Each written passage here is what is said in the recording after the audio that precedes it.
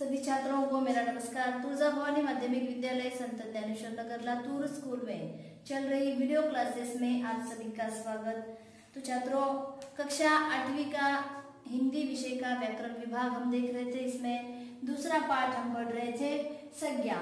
संज्ञा के बारे में हमने जानकारी ली थी। संज्ञा की परिभाषा, संज्ञा किसे कहते हैं और संज्ञा के भेद, 5 भेदों के बारे में हमने बताया था। उसमें से पहला भेद जो है व्यक्तिवाचक संज्ञा के बारे में हमने जानकारी ली थी, परिभाषा हमने देखी थी। आगे है दूसरा भेद है जातिवाचक संज्ञा, कि जिस प्रकार हमने देखा था कि व्यक्तिवाचक संज्ञा की परिभाषा हमने देखी थी। व्यक्तिवाचक संज्ञा की परिभाषा जैसे कि जो किसी विशेष व्यक्ति, प्राणी, वस्तु, स्थान आदि के नामों को हम संज्ञा कहते हैं। किसी विशेष व्यक्ति, प्राणी, स्थान या वस्तु के नाम को व्यक्तिवाचक संज्ञा कहते हैं। उसी प्रकार जातिवाचक संज्ञा दूसरा प्रकार है। जातिवाचक संज्ञा की परिभाषा यहाँ पर दी है, जो संज्ञा शब्द किसी प्राणी, स्थान या वस्तु की पूरी जाति का बोध कराते हैं। परिभाषा है जातिवाचक संज्ञा की कि जो संज्ञा शब्द किसी प्राणी, स्थान या वस्तु की पूरी जाति का बोध कराते हैं, उसे जातिवाचक संज्ञा कहते हैं। तो जातिवाचक संज्ञा में हम देखेंगे पहला वाक्य उदाहरण में देखेंगे कि लकड़हारा रोने लगा। लकड़हारा, तो लकड़हारा, इसमें सारे लकड़हारे आ जाते हैं, यानी लकड़हारा एक जाति का नाम है। अरे समझ में, लकड़हारा एक जात है। जैसे कि लकड़हारा जो लकड़ी काटेगा हम उसे लकड़हारा कहते हैं। तो लकड़हारा रोने लगा। बहुमंजिला इमारत बन रही थी। इमारत, अगर हमने इमारत कहा तो कोई भी, किसी भी घर को इमारत कहा जा सकता है। इमारत पूरी जाति का यहाँ पर बोध हो रहा है। तो शालू मुझे बच्ची लगती थी। अभी बच्ची की यह जात है। बच्ची यानी सारे बच्चे इसमें आ जाएंगे, अर्थात पूरी जाति का बोध कराने वाला जो संज्ञा शब्द है उसमें बच्चों की जात है, लड़की है या लड़का है, लकड़हारा है, कुम्हार है, सोनार है। अरे समझ में, तो इस प्रकार की सारी जातियों का बोध यहाँ पर होता है, उसकी पूरी जाति यहाँ पर आ जाती है। उसी को हम जातिवाचक संज्ञा कहते हैं। अरे समझ में, तो यहाँ पर जैसे कि हमने व्यक्तिवाचक संज्ञा में किसी व्यक्ति का नाम आएगा, किसी प्राणी का नाम आएगा, किसी वस्तु का नाम आएगा, किसी स्थान का नाम आएगा। तो जातिवाचक संज्ञा में किसी प्राणी, अगर एकाध प्राणी है, अरे समझ में, कुत्ता है तो सारी कुत्तों की जो जातियां होती है, कुत्ता ही है, सारे कुत्तों को हम कुत्ता ही कहते हैं। उसी के साथ जैसे कि स्थान है, स्थान का नाम है तो स्थान का नाम आ जाएगा, तो सारे ठिकानों का नाम उसी में आएगा। पूरी उसकी जाति का बोध यहाँ पर होता है, तो हम उसे जातिवाचक संज्ञा कहते हैं। यहाँ पर तीसरा प्रकार हम देखेंगे भाववाचक संज्ञा। अब भाववाचक संज्ञा की परिभाषा यहाँ पर की गई है। देखो कि किसी भाव, गुण, अवस्था या दशा का बोध कराने वाले शब्द को भाववाचक संज्ञा कहते हैं। भाव यानी मन के भाव, मन में उत्पन्न होने वाला भाव है। उसमें देखो गुण होते हैं। राजू बहुत अच्छा लड़का है, बहुत होशियार लड़का है, बहुत बुद्धिमान लड़का है, बहुत शरारती लड़का है, ये गुण दोष है मानव के। अरे समझ में, उसी के साथ दशा में आएगा अमीरी, गरीबी। अरे समझ में, तो इस प्रकार यहाँ पर गुण है, मन के भाव हैं, या दशा है आदि का बोध कराने वाले शब्द को हम भाववाचक संज्ञा कहते हैं। यहाँ पर मैं तुम्हारी ईमानदारी से प्रसन्न हूं। ईमानदारी यह क्या है? गुण है। मैं तुम्हारी ईमानदारी से प्रसन्न हूं, यह क्या है? गुण है। यहाँ पर भाववाचक संज्ञा होगी मैं तुम्हारी ईमानदारी से प्रसन्न हूं। तुम्हारी ईमानदारी से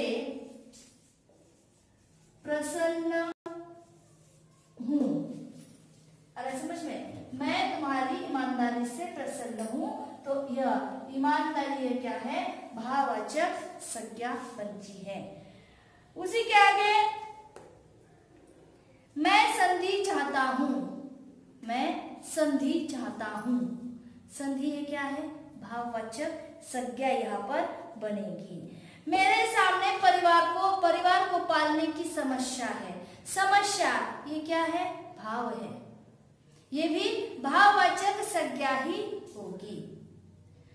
अगला चौथा प्रकार हम देखेंगे द्रव्यवाचक संज्ञा।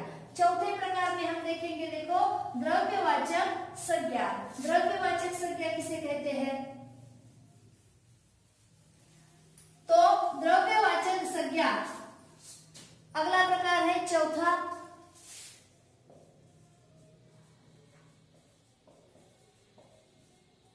द्रव्यवाचक संज्ञा। द्रव्यवाचक की संज्ञा की परिभाषा किसी धातु, द्रव्य या पदार्थ के नाम को, किसी धातु, द्रव्य या पदार्थ के नाम को, कोई पदार्थ हो, जो पदार्थ हम खाते हैं, सेवन करते हैं, कोई पदार्थ हो या कोई द्रव्य हो या कोई धातु हो, आदि के नामों को द्रव्यवाचक संज्ञा कहते हैं। जैसे धातु में आएगा सोना, चांदी, आ रहा है समझ में? खाने के पदार्थ में आएगा गेहूं है ना, शक्कर है, तो और पानी जैसे कि दूध है, पानी है, तेल है।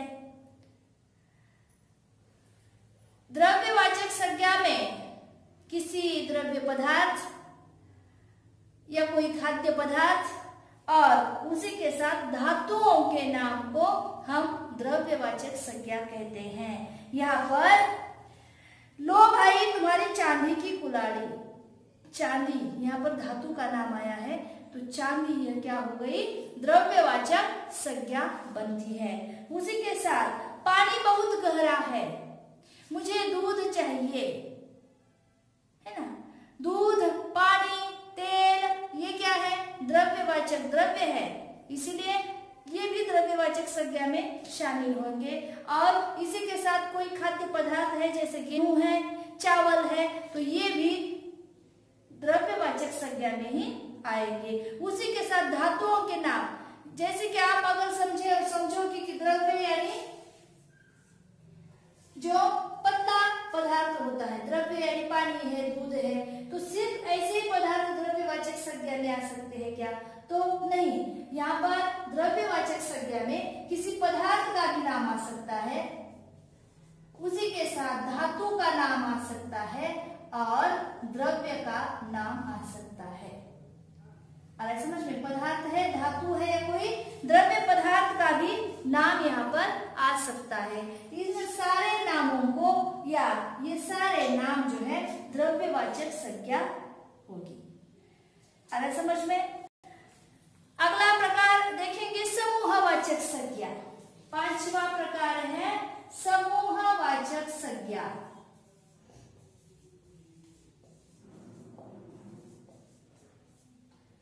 अब समूहवाचक संज्ञा का अर्थ जानते हैं आप, कि जैसे कि नाम में ही अर्थ है समूह, एक साथ। अगर एक फूल आपको दे दिया तो ये एक फूल है। एक फूल अगर आपके हाथ में है तो आप कहेंगे कि फूल है। पेन अगर एक ही हाथ में है तो हम कहेंगे कि एक पेन हाथ में है, कि ये पेन है। लेकिन फूल, जब बहुत सारे फूल हम एक साथ देंगे तो हम उसका नाम बदलेंगे। क्या हम नाम बदलेंगे? उसे हम फूल नहीं कहेंगे, गुलदस्ता कहेंगे, या फूल का गुच्छ कहेंगे।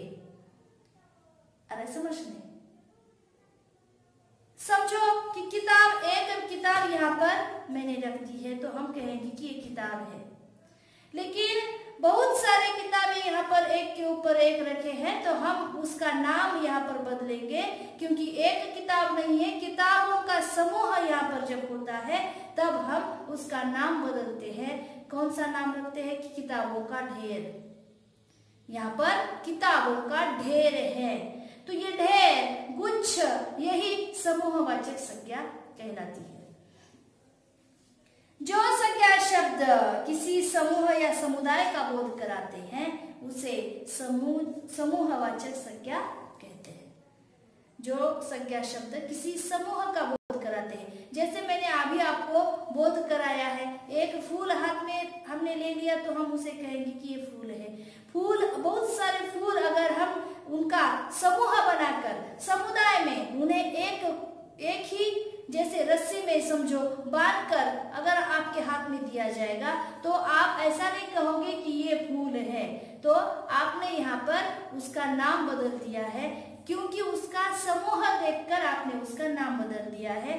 क्या कहा है आपने? कि ये फूल नहीं है तो फूलों का गुच्छ है। किताब, एक किताब यहाँ पर रखी है, बहुत सारे किताब ऊपर हमने रखे हैं तो हम कहेंगे किताबों का ढेर है। किताबों का ढेर है, तो ये ढेर और गुच्छ ये शब्द आए कैसे? क्यों? समुदाय को हमने देखा, समूह, उनके समूहों को हमने देखा और हमने शब्द का प्रयोग कर दिया गुच्छ या ढेर, तो ये बन गए समूहवाचक संज्ञा। उसमें देखो, भारतीय सेना पाकिस्तानियों के छक्के छुड़ा दिए। भारतीय सेना ने पाकिस्तानियों के छक्के छुड़ा दिए। भारतीय सेना, सेना यह दल जैसे कि समूह, अरे समझ में? भारतीय सेना समूह है, व्यक्तियों का समूह। कौओं का झुंड काव काव मचा रहा था। कौओं का झुंड, कौवा, एक कौवा कहेंगे तो हम उसे कहेंगे कौवा है। कौओं का झुंड यानी बहुत सारे कौवे यहाँ पर हैं। अरे समझ में? कौओं का झुंड, ये अपन कहा है कि झुंड ये शब्द, सेना उसी के साथ सैनिकों की टुकड़ी, टुकड़ी भी ये क्या है? समूहवाचक संज्ञा ही है। तो यहाँ पर हमने जैसे कि पहले संज्ञा की परिभाषा देखी। संज्ञा किसे कहते हैं? किसी व्यक्ति या वस्तु के नामों को, आदि के नामों को संज्ञा कहते हैं। व्यक्तिवाचक संज्ञा, जातिवाचक संज्ञा, भाववाचक संज्ञा, द्रव्यवाचक संज्ञा और अंतिम पांचवा प्रकार भेद हमने देखा समूहवाचक संज्ञा। संज्ञा के पांचों भेदों के बारे में हमने इस कक्षा में जानकारी ली है। अगली कक्षा में संज्ञा पर किस प्रकार के प्रश्न आपको आ सकते हैं, कृतियां आ सकती है, इसके बारे में, स्वाध्याय प्रश्न के बारे में हम चर्चा करेंगे। यहीं पर हम अभी रुक जाते हैं। धन्यवाद।